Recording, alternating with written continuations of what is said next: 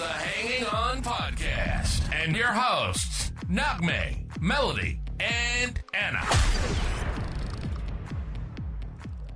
Hey guys, so glad you could join us today for another episode of the Hanging On Podcast. Ladies, it is so good to see all of you today. And today we are going to continue talking about a short little series. We're talking about Mary and Martha. And I'm actually super excited about today because I love when I get to bring some of my favorite people and introduce them to my other faves. And definitely at the top of my fave list is that beautiful lady that is in the lower right-hand corner to me. Is that where she's going to be when it actually airs? I have no idea. That would mean I'm organized. And we will get to that in a second here, how that is never the case. And, but my beautiful friend down there, Angelina, welcome. Thank you so much for joining us today. We're so happy to have you. Yeah, thanks for the invite. And it's kind of funny, a little behind the scenes, is I may have not gotten Angelina all the details she needed today, and which is just, normal operating procedure for me. And there's really, for so many years, there's really not a lot I have gotten done in ministry for the Lord without having someone like Angelina. And so we'll get more into that today. And so how is Angelina and you related to our topic of Mary and Martha? Well, we are related because, you're related. We are related with, in love and in sisterhood in Christ. I met Angelina at church, probably 12 years ago. Is that about right? I think so, yeah. Yeah. And so I think that was it. And she was leading the nursery and so many other things. She is able to juggle so much. But before we get started on that, if we could just share, and guys, by now, we really just kind of wing these things. It's all about hanging on to Jesus and hanging out with friends. So it's just about having a conversation and talking about Jesus and real life. Right. And what spurred this conversation today that I initiated, we all bring different topics for different episodes. And for me, there's a struggle that I have just had most of my life. And that is I am extremely ADD, as if that had to even be said. But just in case it's your first time, I already know. Don't need to put it in the comments. Or you could. It doesn't bother me. I believe I am fearfully and wonderfully made, just as I am. Thank you, Jesus. But the beautiful part of that is how God made us all different and how we all complement and need each other. And so I have personally always heard Mary and Martha spoken about at women's events. And I feel like Martha always gets a bad rap and Mary's like this exalted, perfect person. He's the ideal. No, don't be like Martha. And that always bugged me because I am a Mary, but I can let my whole house fall down around me and just be sitting there. I love Jesus and focused on things of the Lord. But and I always like to say there's a reason they were at Martha's house that day and not Mary's. Because we all know you couldn't get through the doorway of Mary's house. There was too much laundry on the couch. And so, I just feel very passionate about having Martha's back. And until I met Angelina, to be transparent, I really had like a wound, a church wound that I had carried around for years because I've always struggled with organization. And it goes back to when I first came to the Lord. I had 3 small kids. My middle son was a toddler in the hospital with severe asthma. And he was just really struggling with breathing. And so the doctor's like, you really need to dust the house. And at the time, we lived in the desert. And that was like, you're kidding me. This whole place is dust. And so a couple ladies from Bible study offered to come over and help. And one lady came, and she really did not do much except talk the whole time, which I have no problem with that. Love talkers.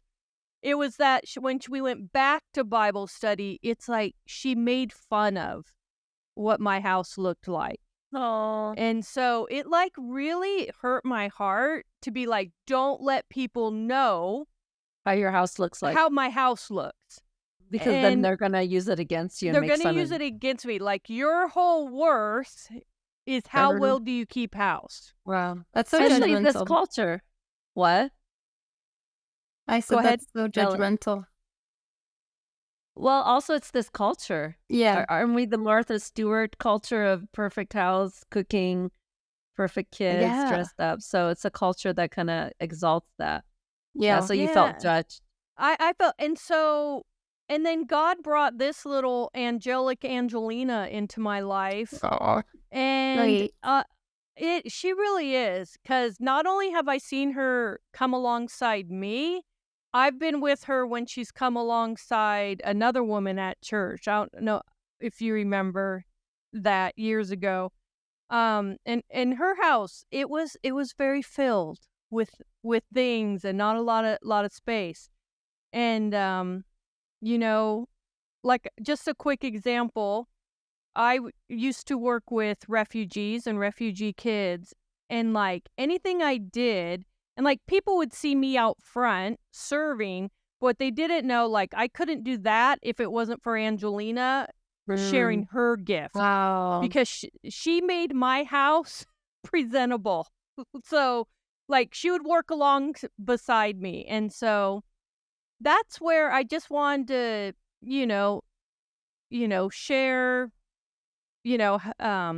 just different like organizational tips today. And also Nagme and Melody, you guys have been great in my life. My car does look a little bit like a homeless person lives in there. And you know what? They get in my car anyways. And I'm very grateful for that. It's not as bad Unconditional as you're love. making it out to Isn't. be. It's actually not that bad. But you said that you were able to do ministry and be able to have people at your house because you had a Martha. And so we would love to hear from you and just how, Angelina, we want to hear from you and like what I guess some points, Anna? Yeah. So what I was saying, and first of all, I would like to hear, do you consider yourself a Mary or Martha? And so for me, a Martha is a compliment, but I feel like in our church, we've put it as a negative thing. And So, Angelina, are you a Martha or a Mary? Would you label yourself as a Martha? I would. Okay. Yeah. How do you feel about that? I do think that she gets a bad rap, obviously, but like Anna said, if it was at the other house, there wouldn't be any place to sit, right? So I think that there's a balance to both. And I think that Martha is my way of helping tomorrow Mary out, right? So the Martha can go before, then we can focus on the main, more important things, but it does take a little bit of Martha so that we can be there. So Yeah.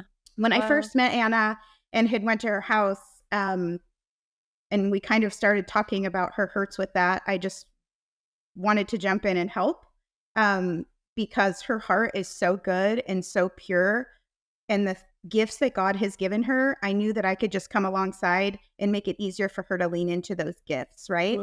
So instead of like, well, I would invite this neighbor over, but my house doesn't look as if how I would want it to, if we could put systems in place to where that wasn't even a worry, then she's palms up, right? Ready to receive anything the Lord lays on her heart because she can jump in. Doesn't have to be like, well, I would, but I can't because my house looks like this.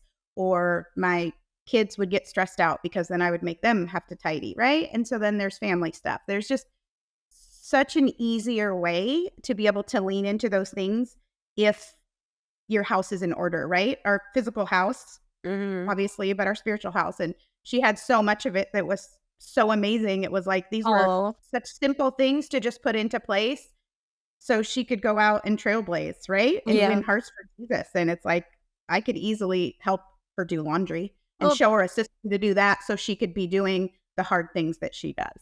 So that's so beautiful. I love your heart.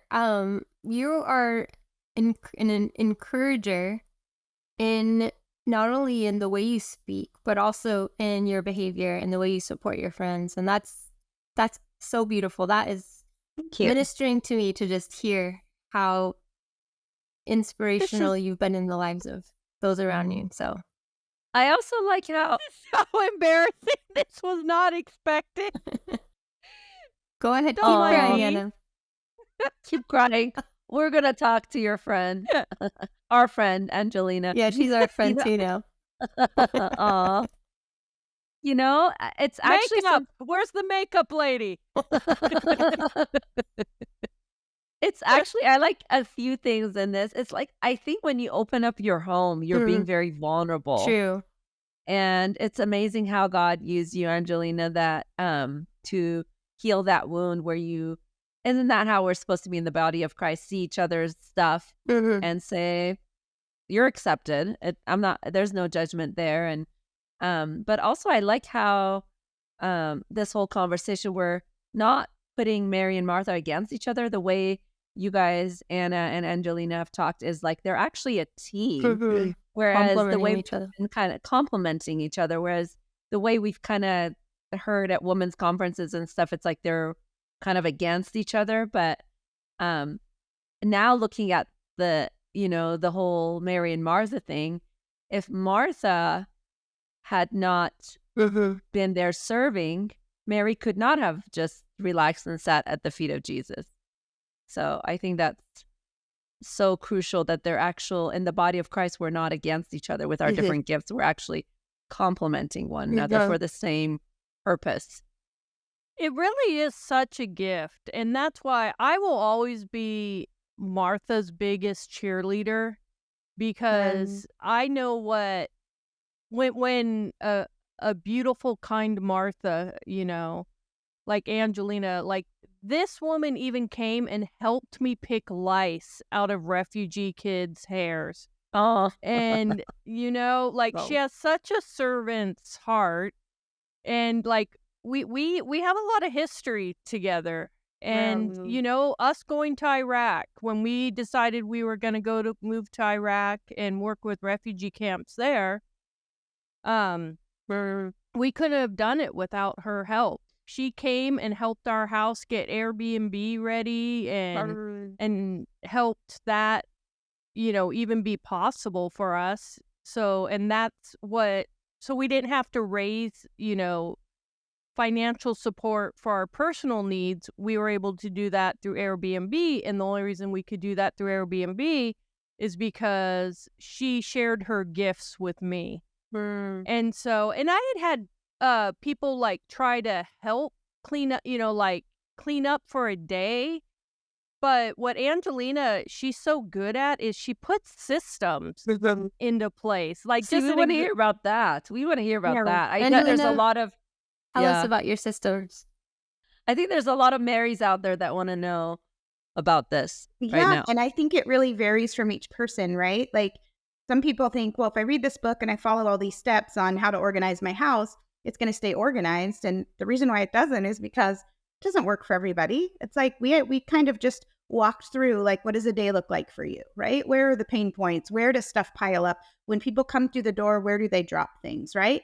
How can we make that more efficient? Not how do we make your house look like it can be in a magazine, but how can it function so that you don't have to clean up for an hour to invite your neighbor over? So you can feel comfortable seeing them out when you pull in and be like, hey, come in and grab a cup of coffee. So it's really personal. Like, what does this look like for you? How do you operate in your day to day? Right. And so that's kind of where we kind of started. And I think the laundry was a big thing, right? Do you kind of- remember the system you Uh-huh. put in place? Share that, your So- laundry system. So how I just kind of shared how we did it in my house. My kiddos are older now, but at that time, lived at home and had a lot more laundry, but we just didn't have laundry baskets in every room where everybody has this overflowing basket and then everybody needs stuff at the same time. And now all of a sudden you have 6 hours of laundry to do, right? Like everybody puts it in a general location, hopefully the laundry room if you're blessed enough to have one. And you just do a load a day, right? You have lights, darks, colors, however you want to separate them, and just put a load in. When you're onto something else, switch it, right? The washer and dryer do the work for you, right? Just throw it in. You don't have to worry about it. And then it's not like daughter needing something at 9 o'clock at night because she doesn't have something she needs for dance recital, or, kiddos need sports uniforms. It just takes away the worry. So you don't have to, stress out about it and then be frustrated, right? And then that works on how we feel and the tension in our home and all of those things, instead of it just becoming a system where we're just not worried about those things. But it also gives your kids, if you have them at home, ownership of that too. Like, hey, if they're in this basket, I'm going to put them in the washer and they're going to get washed. If you have them piled up all over your floor, I'm sorry, but that's on you, right? The washer and dryer is available to you when you want to use it. But if you put them in the central location, I'm more than happy to wash them for you. Wow. That was a big help. I remember my kids were in high school and junior high, and we labeled basket on top of the washing machine. At the time, I had a front loader, so it would go on top, whites and darks. And we had a family meeting, and they all had to make sure no clothes were on their floor when they went to bed. And so it was just really simple. First thing in the morning, go start a load of laundry, And so she helped me put systems into place. And it didn't feel overwhelming. Like, it didn't feel overwhelming. And it saved so much money. It's still to this day. She gets random texts from me. On how, because I think of her all the time, and probably because my love language is acts of service, that I just think of Angelina all the time. I would buy medication, like when she did her intervention with me, I would have a medicine cabinet, like off the kitchen, this huge cupboard, and I had like 20 half-used cold medicines. And it's because they would get buried in the back of the cabinet. And so share how you got me to organize, our medicine cabinet. Yeah. And that also just came from how you use it, right? You unfortunately suffer from horrible headaches.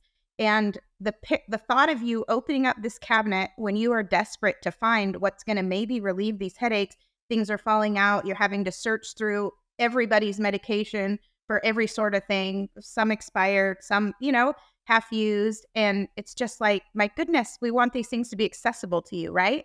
So it's not like, how can these things look curated? How can they look beautiful? It's like, how does it serve this lovely woman well so that she can access what she needs when she needs it, right? No one's going to a medicine cabinet when they're feeling amazing. It's like, it's always like, my goodness, my child is sick, or we need this, or we have a headache, or whatnot. So just going through everything, pulling it all out. Let's get rid of everything that's expired.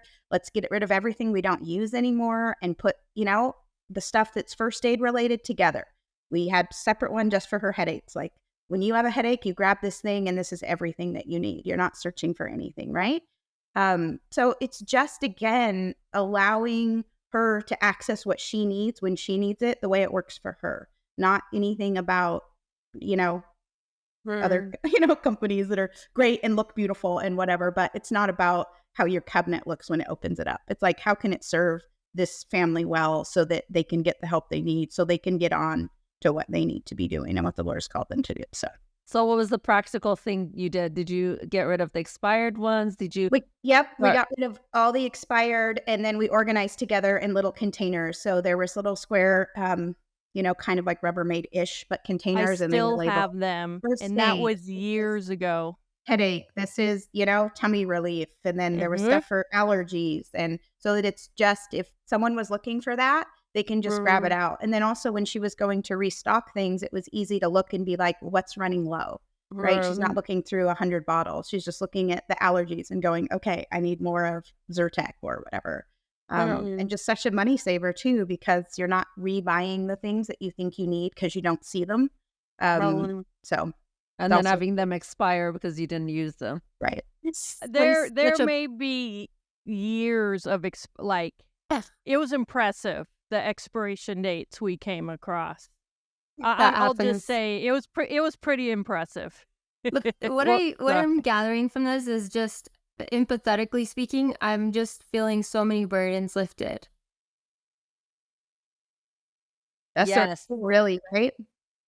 Like, I am so grateful that, Angelina, you were able to be on, because people are getting to just hear your tone of voice and the love and care that you exude. And like, I've had, people who are Martha together, who would try to help, and I'm very grateful. I don't mean to sound like I'm ungrateful. But it's more like you felt like they came with a little bit of a baseball bat. Like, how did you let it get like just shame?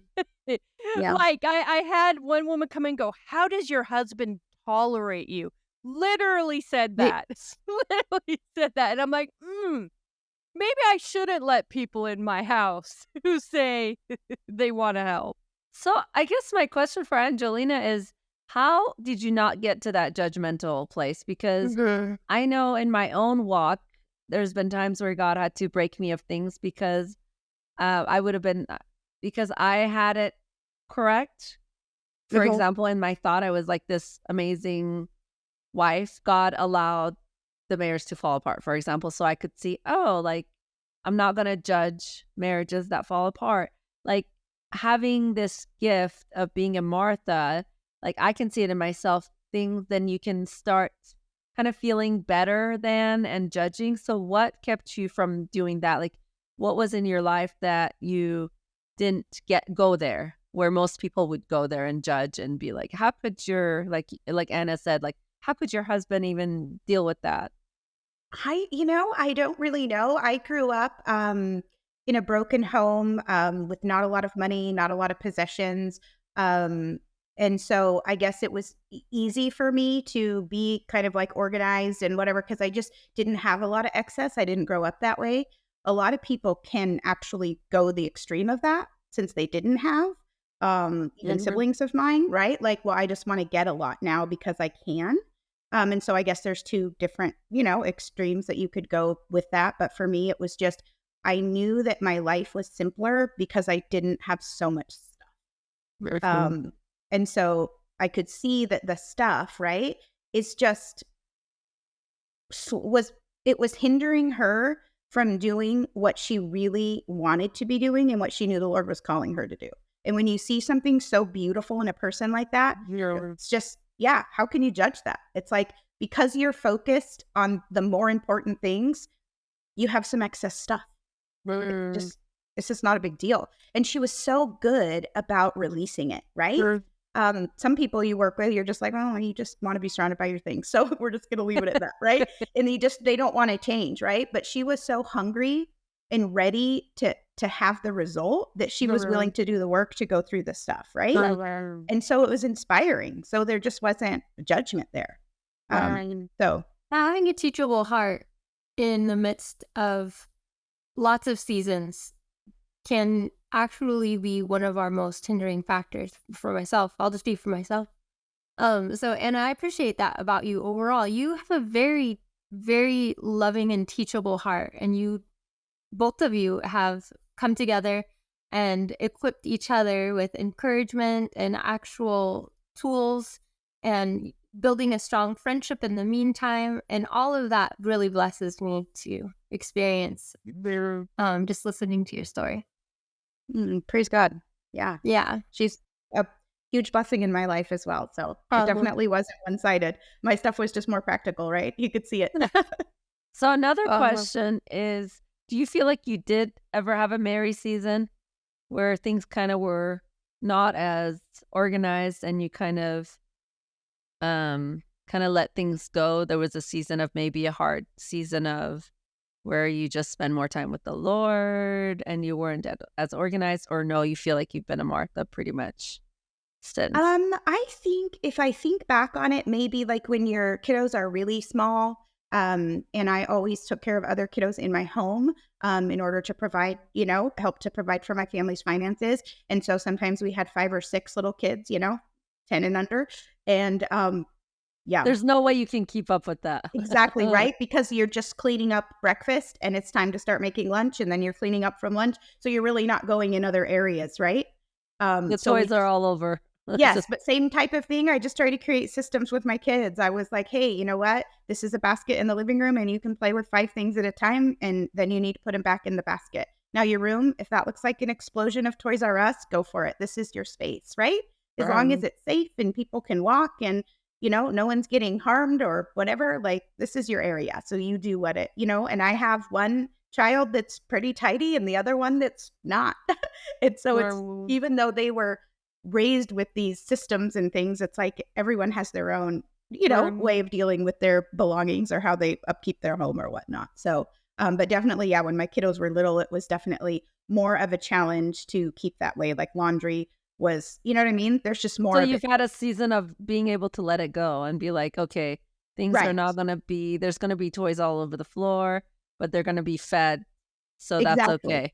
Yes. Or it's sunny outside and we're going to go outside and we're going to enjoy the sunshine. We're not going to be worried about what the house looks like, right? Because going back to the thing is, it's never what it looks like. It's just how it feels here. When my husband came home from work, I wanted it to look nice. I wanted it to look like he could exhale walking in the door, right? And so that was just kind of the focus. So yeah, I think it was more about what it feels like. Go ahead. More about what it feels like, less about what it looks like. I also just happen to like things to look beautiful too. So that's just more the fun side of it. And like I said, my kids are growing. So, everything is exactly the way I left it when I come home. So that's very easy to do. But now going back to that, can you explain that a little bit more in terms of how you want people to feel in your home outside of the beauty and the aesthetics? But we can tell you have such a beautiful heart. So I want you to kind of articulate that for us and how you want people to feel when they enter your home. Sure. So it was always important for us, and especially like when we would look at houses to buy or when we built this house, is like, we want to use our home for whatever the Lord has for us. So if that's inviting a neighbor over, if that's a small group, if that's whatever it is, we want it to be where people walk in and feel safe, right? And they feel comfortable. They don't feel, occasionally I have gotten like, well, this looks like a model home or whatever. And I don't like that, because I'm like, I want you to feel comfortable. And so my husband and I always joke that the Lord keeps us very humble by whatever we buy always has a flaw. So whether it was the very first TV cabinet we bought and it took us 3 days and a lot of help to build, we get to the very last piece and it's cracked. And we're just like, you know what? Keeping us humble, right? Because we don't want to be attached to our things. We love the way it looks and it looks beautiful, but we want people to be able to live here. I want a child to feel like they can spill pizza on the white pillow and it's not going to be a deal breaker for us. It's not going to matter, because we want them to feel like they're loved here, they're cared for, and it's not about things. So I think there's a good balance of being able to have something that you feel is aesthetically pleasing and beautiful, but always people over possessions, right? And how they feel in our home is very important to us. That they feel like they're just welcome and at ease and a place where they're comfortable to share successes and failures and have tough conversations and celebrate wonderful things. Yeah, it's just more of like a feeling when you come in. So. And I've known you for years, and you have always been just that. Like, I've been in awe of I think God has blessed you with the ability to be very balanced, because you'll see people who need their home to be in order and perfect, and it really stresses them out if Yeah. someone comes and like Ruins messes that with order. that. Yeah. But you're not that way. You really are people focused, and I just love the way God created her mind, and then she lets me borrow the mind God gave her. You know, I remember when I was taking a van full of refugee kids, and my husband was working at the time, so it'd be like me and 13 refugee kids and trying to feed them by myself after church. And it was disastrous. I'd bring them to my house, and Angelina, always the first to step up with whatever crazy idea I have. And she's like, you know what? Why don't we take them to the park instead? So they're not, spilling everything and just all these little systems of I was taking them to drive-throughs because it kept growing. The kids kept growing. It started out with a couple kids wanted to go to church, so I'd bring them. And then knowing their mom was working and they didn't have a lot of food at home, so I'd take them through the drive-through.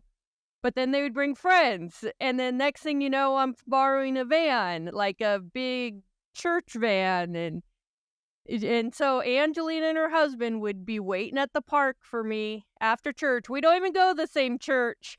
And she'd be waiting at the park with hot dogs, helping me grill hot dogs for these kids. And I'm just so grateful. Just real quick, there's one thing, because I don't want to forget, for all the people who struggle with keeping things. Like, I grew up in a family where, like, my mom, has always struggled with releasing things. Has a little bit of the hoarding tendencies. And so, I have Angelina in my head, even when she's not with me. She would say, it's okay to keep the memory, keep the memory, not the item. Take a photo of it. Take a photo of it. And that was really big. Like, that's what got me to release my Letterman's jacket and all this other stuff, because I want to be lightweight for the Lord. It's hard to maneuver to wherever he's calling you to if you're weighed down with a lot of things and attached to many things. And so I have a few comments. One is that the theology of people over possessions is such a simple, yet it is like basically summarizes the whole Bible. Because I think in a lot of ways, Martha could have not been as angry towards Mary if she had that mindset. And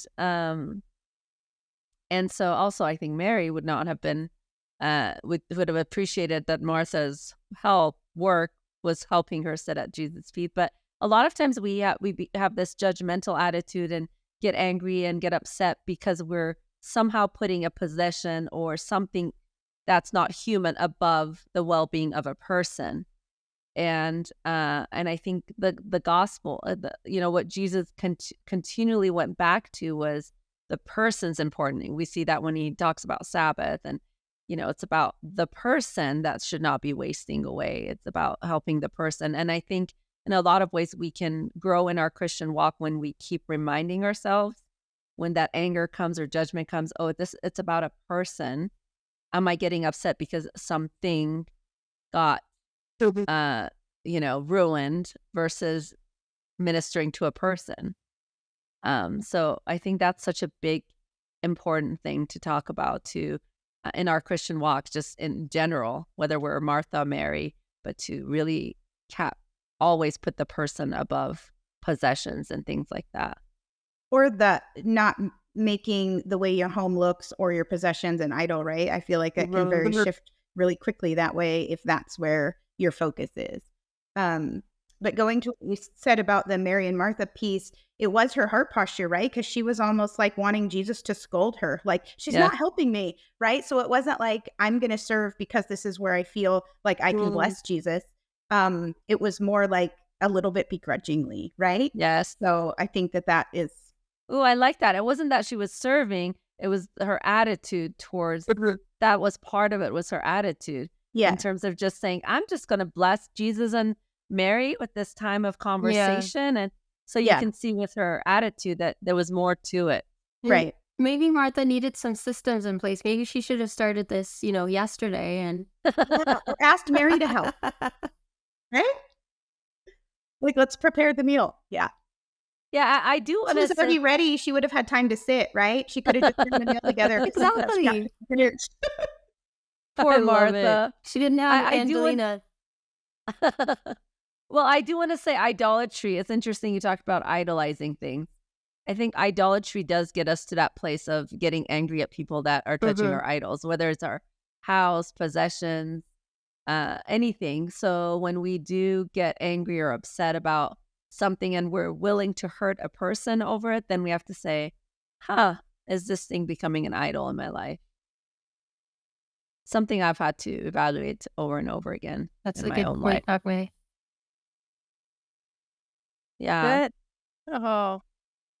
Well, I am so grateful that my friends got to meet each other, because God has blessed me with some pretty amazing friends, and so I just love it when you all can meet, and now you guys are our little podcast friends. You get to meet Angelina too. Love it. And I love that she was willing to come on here with really not knowing anything what we were going to do. And was I organized in getting her the link and what she needed? No, not at all.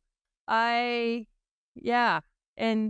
she just keeps on trucking and showing up for me regardless. And I just think you're pretty amazing. And I think that is too, like, something I can learn from you too, as well, as like, just go with it, right? Like, when you asked me to do it, I was like, well, that's not really my thing, but I'll pray about it. Okay, I'll do it. And it was like, so do you have any questions they're going to ask? Can I be prepared? No. Is there, no? And then all of a sudden the text this morning was so funny. Like, do you have headphones? No. So anyway, but it's like, I think also in my personality more too, you want to be prepared, obviously from a standpoint of like, you want to be able to pour into what, to give this like the honor it deserves, right? And be prepared. But at the same time, you have to let go of like, well, you know what? I'm just going to let the Lord work through whatever he wants to say. And if I don't know the questions, whatever, then that's just the way that it goes. Or kind of really even the main and the plain of what the discussion is. Like, we're just going to have an open heart posture about it and just be like, okay, well, we're just going to have a conversation, and wherever it leads, it leads. And it doesn't have to be so prepared or like, there didn't have to be so much work on the front end to know what it was about so that I could look a certain way or come off a certain way or make sure I didn't sound, stupid or whatever, right? You're just like, all right, Lord, whatever. If you open this door for me, I'm just going to walk through it. And I think that that's how Anna works, right? She's just like, sure, yeah, pack up and, move across the world. Sure. Why not? So, where I'd be like, I don't mind how that's going to come across to other people as long as obeying God. Yeah, exactly. Yeah. So that's definitely something I've learned from her. And going back to the lice thing, well, that was all Jesus, because one of my biggest fears is lice. Like, wow. I have a lot of hair. I know. That's what I was thinking. I was like, and so when she said that was another time where it was like, whew, all right. Are you gonna? I was impressed. I had never had lice before, and I called her. I was like, "How do you know if you have lice? Like, my head's itching." And I'm having little bites in the back of my neck. There's little bites. It was like back of my neck's really itching. And so I called Angelina. Like, who wouldn't want to be friends with me? I mean, think of the calls you get. And that's the time where no one wants to cut your hair, right? Like, if anyone finds out you have lice, like, I remember trying to like make appointments for even friends coming to try to like cut our hair and stuff like that. You're not allowed to be anywhere where the lice could infect other people. And so for someone to come into that, knowing that they could possibly get lice, is a big deal. Yeah. No, she came over, she checked, and she even told me, I'm so proud of her. She's like, you understand, this is one of my biggest fears. And I'm like, yay, we get to conquer fears today. We get to conquer You're it. like, I didn't know it was one of my biggest fears. Now I know. Because Yeah. once you've had it, you know the pain of The worst. It was a horrible. battle. And these I just always had a tender spot for kind of the rough kids, the refugee kids who really had a rough home life. And so there was no one who was coming to help these kids. So like if we didn't show up, there's no one else coming to show up for them. And Angelina, I don't even know how many days. We fought that for a whole month. Yeah, it keeps coming back. It was a gift that kept on giving. Because they probably went back to their house. Exactly. Which still had the lights. That was even worse. It was like, And then it would come back. So we would go, and it was a lot. And, it's a lot. We've had it a couple of times, and it's a lot of work. But I love that, I felt confident to handle it because Angelina has an organized brain. And so she would set up the system. Okay, when we get back from their house, we're going to strip down on the patio and bag our... We're not bringing it back. Yes. Like me, you never want me in charge of like hazmat, cross-contamination. That's going to happen, yeah. That is, I literally, my brain has shown up to birthday parties, go to knock on the door when my kids were little and go, oh my gosh, you're supposed to bring a present. I totally forgot. Like, because I'm always just in the moment. And so, praise God for friends who think a little bit farther out than just the moment and help us out. So, and I mean, and the hope is that those who are listening, that the Marys would appreciate the Marthas that is making it happen so they could relax and listen, be at the feet of Jesus, and that the Marthas would, show grace and not be resentful and see it as serving the person instead of feeling resentment with all the work and seeing, okay, you know what? I'm taking on this load so this person who has a gift in reaching refugee kids or Muslims or whatever, they can, or go on a mission to ISIS territory, they can do that and really functioning as a body where each of us would play our role where those who are called out can do what they're called to do. And so I hope that's what we got from this podcast, Melody. I got that. And I also just was reminded of how beautiful unconditional love is in friendship and how we can love well and in turn feel that we can be authentic with one another in our rawest moments and how it strengthens our friendship. Overall, it creates longevity between us, and our character is grown and stretched in new ways by leaning into each other's gifts. So I love that about the story that you girls shared. Thank you so much, Angelina, for being here. Yeah, my pleasure. Thank you so much for being here, Angelina, and thank you, audience, for being here today. We are always excited to get to hang out with all of you and all the crazy ways Jesus has made us all unique and different with a different set of gifts, and we get to come together and glorify the kingdom of God. If you haven't done so already, please like and hit subscribe. And leave us a comment. We prefer if it's a good comment on where all podcasts can be heard and in comment sections.